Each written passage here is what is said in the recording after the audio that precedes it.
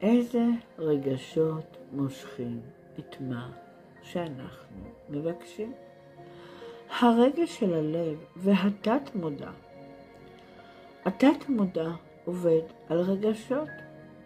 כשאתם מבקשים משהו, נסו לדמיין את התמונה ולהרגיש אהבה. איפה אתם מרגישים את זה? בלב. הידעתם שיש מחקרים שאומרים שללב יש נוירונים כמו במוח.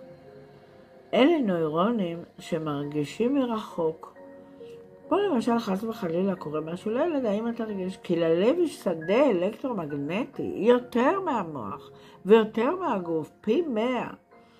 השדה האלקטרומגנטי של הלב יכול ליצור את מה שאתם רוצים על ידי רגש אהבה ורגש של שמחה.